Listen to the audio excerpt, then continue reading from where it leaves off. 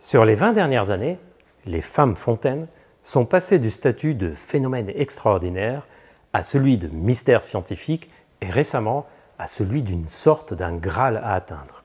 C'est quoi femme fontaine? Et est-ce que toutes les femmes peuvent l'être? Comme l'affirment de plus en plus certaines personnes. C'est ce qu'on va voir dans cette vidéo.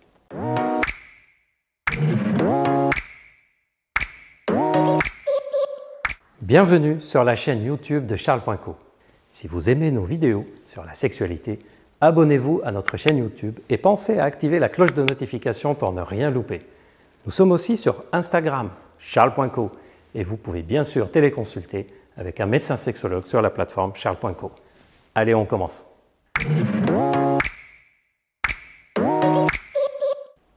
Commençons déjà par rappeler ce que c'est exactement le terme femme fontaine en précisant 2 points.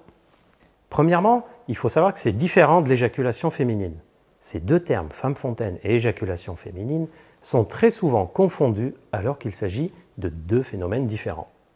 L'éjaculation féminine est la sécrétion de quelques millilitres à peine d'un liquide qui provient de la prostate des femmes. Et oui, certaines femmes ont une prostate de petite taille située entre le canal de l'urine et le vagin.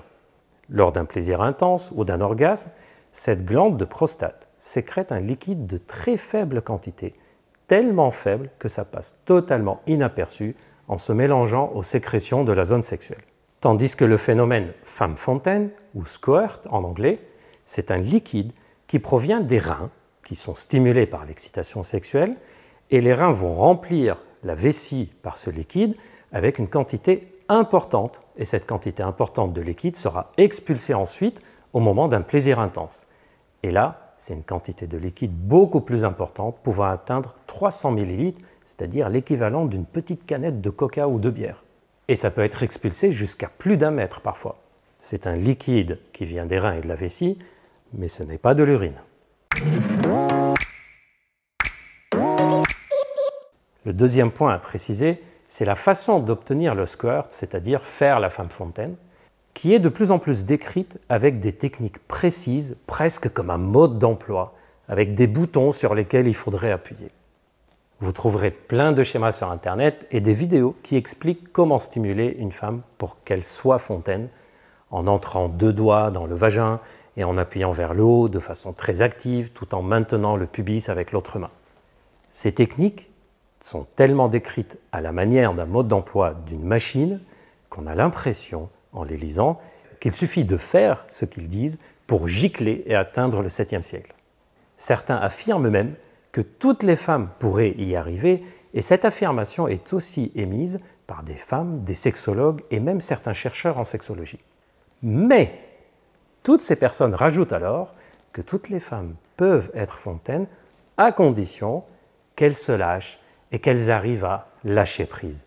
Ah, on y est, le fameux lâcher prise qui explique tout ce qu'on ne sait pas encore expliquer. Et surtout, qui peut culpabiliser des femmes. Vous n'êtes pas femme fontaine, c'est que vous n'avez pas essayé, ou vous ne savez pas faire, ou vous n'arrivez pas à vous lâcher. Le phénomène de squirt ou femme fontaine est tellement variable d'une femme à une autre qu'il est impossible encore de dire qu'on sait tout dessus. Mais voici ce que l'on sait pour le moment. Les femmes qui l'ont déjà expérimenté peuvent ne pas l'avoir à chaque fois, l'avoir de façon plus ou moins intense d'une fois à une autre, l'obtenir soit avec la stimulation du vagin, soit avec stimulation du clitoris, seule, soit en combinant les 2. Elles peuvent ne pas l'avoir pendant longtemps et l'avoir de nouveau. Elles peuvent l'avoir avec des quantités très variables de liquide expulsé d'une fois à une autre. Certaines femmes peuvent contrôler ce phénomène et d'autres disent qu'il est incontrôlable. Certaines femmes l'ont uniquement lors d'orgasme, alors que d'autres peuvent l'avoir au moment de plaisir intense, sans orgasme. Et certaines femmes ne l'ont pas et ne l'auront jamais et n'ont aucun problème et tout va bien dans leur vie sexuelle. Ce n'est pas une obligation d'expérimenter ce phénomène, ni un accomplissement de notre sexualité. C'est l'une des centaines et même des milliers de façons de jouer avec notre sexualité et d'expérimenter des choses si on en a envie. Encore une fois, cette affirmation vient de personnes qui se considèrent comme des experts dans ce domaine. Et je dois dire que j'ai un grand doute sur le fait que ça soit vrai. Tout d'abord, parce qu'on ne connaît pas encore suffisamment ce phénomène d'un point de vue scientifique pour pouvoir donner des affirmations dessus de ce type. Nos connaissances ont tellement évolué sur les dernières décennies qu'on ne peut pas dire aujourd'hui avec certitude que c'est bon, on sait tout sur ce phénomène. D'ailleurs, si ça se trouve, dans 10 ans, je vais vous refaire cette même vidéo, mais avec des nouvelles informations complètement différentes de ce que je vous dis. L'autre raison pour laquelle je mets en doute cette affirmation, que toutes les femmes peuvent l'être, c'est que c'est toujours associé à « si elles se lâchent ». Or, ça me rappelle tout ce qu'on dit sur la sexualité féminine depuis longtemps. Si elle n'arrive pas à faire quelque chose, c'est qu'elle est bloquée. Et on ne cherche pas d'autres explications. Voyons si c'est vrai cette question de se lâcher pour être femme fontaine. Dans les quelques rares enquêtes sérieuses sur ce sujet, les femmes disent que leur première fois où elles ont eu le squirt, c'était des fois où elles étaient dans un état émotionnel différent, avec une sorte de complicité alchimie sexuelle avec leur partenaire. Donc, le phénomène émotionnel joue sans doute un rôle, mais pas au sens se lâcher, plutôt dans le sens complicité et complicité du moment. Et surtout, il y a plein de femmes qui sont très détendues lors des rapports sexuels et qui n'ont jamais expérimenté le squirt. Il y a même plein d'actrices porno qui connaissent parfaitement leur corps et sont totalement dans le lâcher-prise lors des relations sexuelles dans leur vie professionnelle et leur vie sexuelle personnelle, mais qui n'ont jamais expérimenté le squirt et qui n'ont jamais été femme fontaine. Enfin, il y a beaucoup de femmes qui ne sont même pas intéressées, tout simplement. Ça ne veut pas dire qu'elles ne se lâchent pas, mais qu'elles n'en ont pas envie. L'un des arguments des personnes qui disent que toutes les femmes peuvent être fontaines, c'est qu'il n'y a pas de différence anatomique entre le corps, les zones génitales, des femmes qui le sont et celles qui ne le sont pas. Donc, toutes les femmes pourraient l'être. Cet argument est totalement faux. Nous avons toutes et tous le même estomac anatomiquement, et pourtant, on ne va pas digérer de la même façon. Nous avons toutes et tous les mêmes yeux anatomiquement, mais nous ne réagissons pas pareil aux lumières.